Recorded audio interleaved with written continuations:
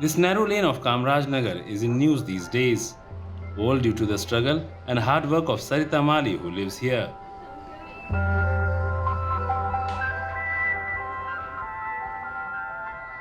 The difficult circumstances of living in a slum were never a barrier for her. And after her research at JNU, one of India's top universities, she now heads to the University of California to pursue her PhD. मैं PhD के लिए जा रही हूँ university of California में।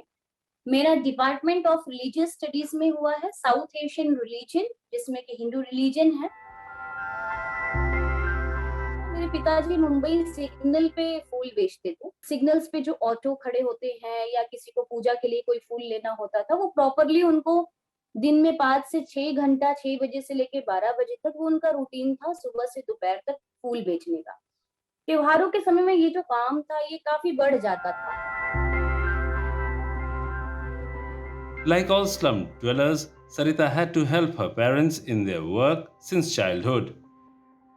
This included selling flowers at traffic signals. फिर जब से मैंने आंखें खोला, चाहे स्त्री हो या पुरुष हो, मैंने काम करते हुए ही देखा है। अगर काम करेंगे तो जीवित रहेंगे, काम नहीं करेंगे तो आप अपने जीने की उम्मीद छोड़ दीजिए। तो ग्रेजुएशन तक हम उसी 10 बाई 12 के कमरे में रह के संघर्ष कह लीजिए, नियति कह लीजिए, हमने उस चीज को स्वीकार किया और हंसते हुए स्वीकार किया। सबसे बड़ी बात ये थी। With her achievements, Sarita has set an example for children living in chawls.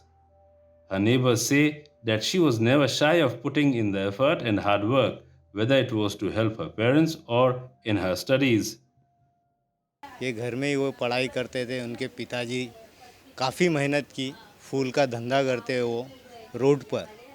कोई दुकान नहीं, कुछ नहीं, घर घर फूल लेना, सुबह 4 बजे उठ के फूल लाना, फिर उसको बनाना।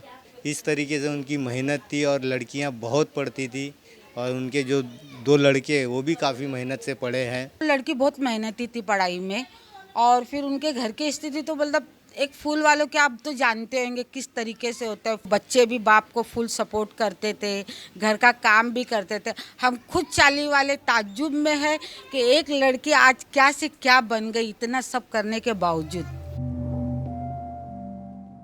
Once Sarita decided to focus on her studies, she encountered many challenges on her way. इस पूरे मेरे सफर के दौरान यकीन मानिए, महाराष्ट्र जैसे राज्य में मैंने इस चीज को लेकर भयानक पूर्वाग्रह देखा है। ये आप आर्ट्स क्यों पढ़ रहे हैं, और आर्ट्स में भी अगर आप हिंदी जैसे विषय को पढ़ते हैं, कि मुझे शुरू से ही हिंदी के प्रति लगाव था। It was Sarita's private teacher who recognized her interests and guided her towards her goals. सरिता की बात करूँ तो पढ़ने में बहुत ही ब्रिलियंट स्टूडेंट थी स्टार्टिंग से ही।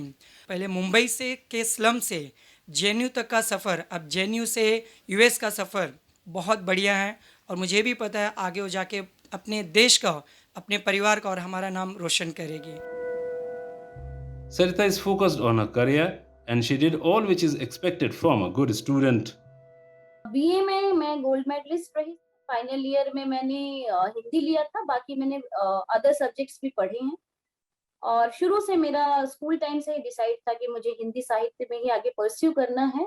तो 2014 में मेरा जेएनयू में मैंने एंट्रेंस एग्जाम क्लियर किया ऑल इंडिया लेवल का, और मेरी ओबीसी की आखिरी सीट पर यहाँ पे मेरा चयन हुआ हिंदी साहित्य में। और 2016 में मेरी ऑल इंडिया रैंक 1 थी पीएचडी एंट्रेंस में, और यहाँ से 2016 से लेके अब तक मैं रिसर्च परस्यू कर रही हूँ। Having struggled financially to achieve her academic goals, Sarita says she wants to raise her voice to make higher studies affordable for the poor. तो चाहे वो स्ट्रीट चिल्ड्रन हो या स्लम एरिया के बच्चे हों, कि इस देश में केवल स्कूली शिक्षा को फ्री करने से कोई परिवर्तन नहीं होगा। मैंने अपने आंखों के आगे 10वीं के बाद 12वीं के बाद अच्छे अच्छे बच्चों को पढ़ाई छोड़ते हुए देखा है। इस देश में हायर स्टडीज को भी आप अगर फ्री ना कर सके तो अफोर्डेबल बनाइए, सस्ती शिक्षा दीजिए। क्योंकि इस देश में एक ऐसा बड़ा तबका है जिसके भीतर आज भी साहित्यकार, इतिहासकार, साइंटिस्ट, हर तरह के प्रोफेशन में जाने की क्षमता है। लेकिन तलाश है एक मौके की।